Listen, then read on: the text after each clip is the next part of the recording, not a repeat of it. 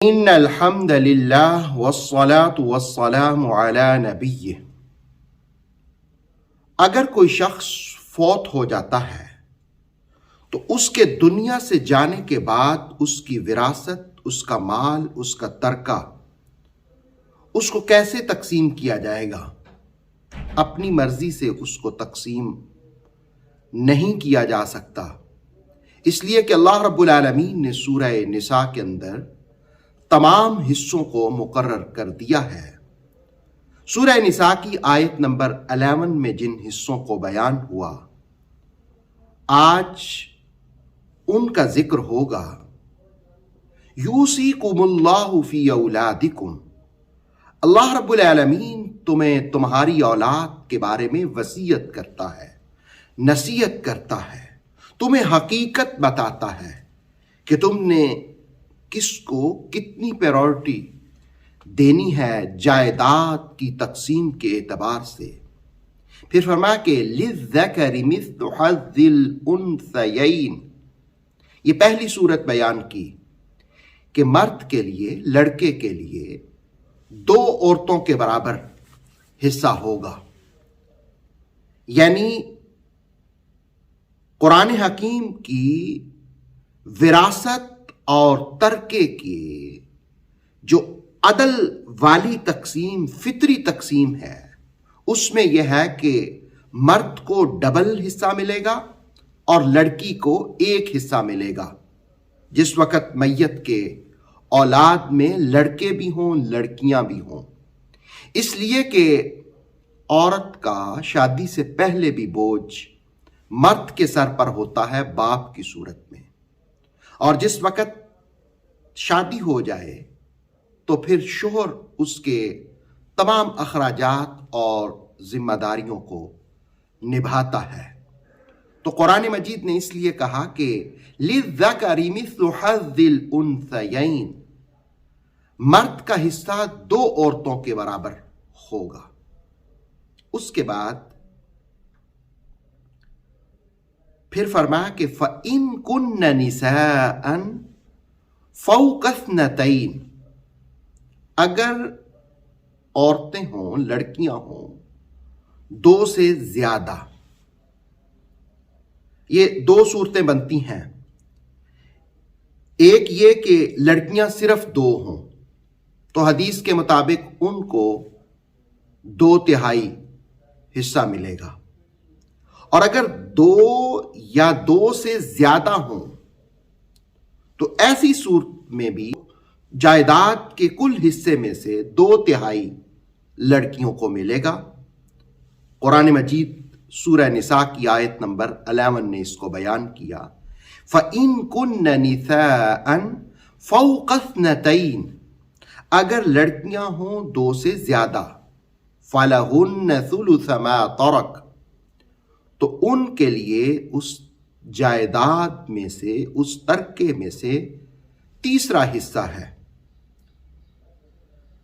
یعنی یہ 2 صورتیں ہو گئیں کہ لڑکیاں 2 ہوں یا 2 سے زائد اور لڑکا کوئی نہ ہو، تو ایسی صورت میں جائیداد لڑکیوں کو 2/3 ملے گی۔ وَإِن كَانَتْ وَاحِدَةً، اور چوتھی صورت کہ اگر ایک ہی لڑکی ہو، وَإِن كَانَتْ وَاحِدَةً، اور اگر ایک ہی لڑکی ہو، فَلَهَا النِّصْفُ، تو اس کو آدھا ملے گا، یعنی وہ آدھی جائیداد کی وارث ہوگی اور باقی اسباط کو ملے گا۔ اسباط سے مراد نمبر 1 باپ دادا، نمبر 2 حقیقی بھائی، نمبر 3 باپ شریک بھائی، نمبر 4 چچا، نمبر 5 باپ دادا کی اولاد۔ اب یہ 4 مختلف صورتیں بیان کی۔ اب آگے بڑھتے ہیں کہ جس صورت میں والدین زندہ ہوں، تو سورہ نساء بیان کرتی ہے وَلِأَبَوَيْهِ لِكُلِّ وَاحِدٍ مِّنْهُمَا السُّدُسُ، اور والدین میں سے ہر ایک کے لیے، لِكُلِّ وَاحِدٍ، ہر ایک کے لیے، یعنی ماں کے لیے بھی باپ کے لیے بھی، السُّدُس 6 حصہ ہے۔ مِمَّا تَرَكَ، جو وراثت چھوڑی، إِن كَانَ لَهُ وَلَد،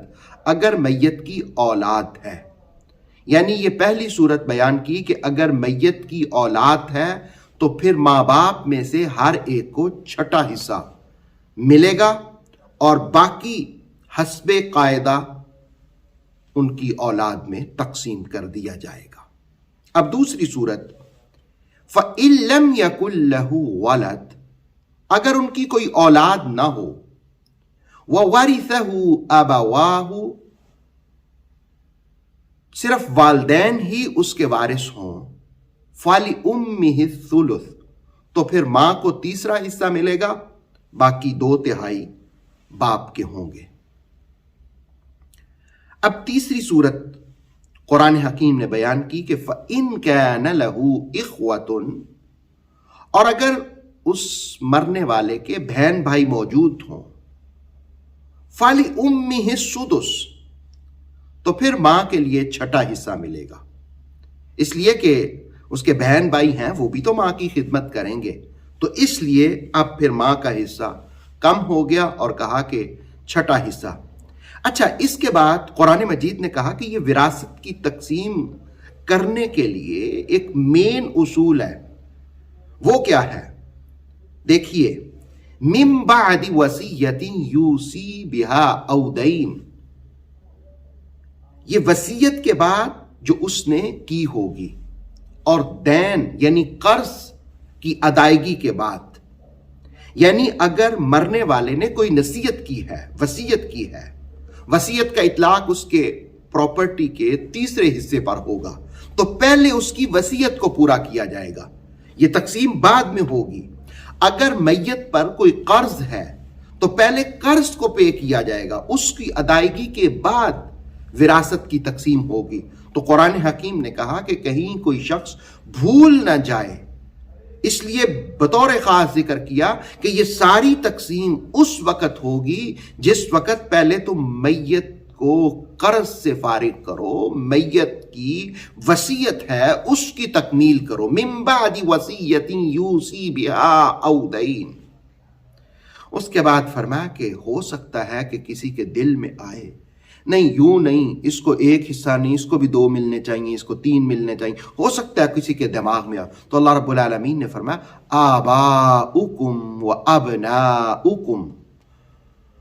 تمہارے والدین، تمہاری اولاد،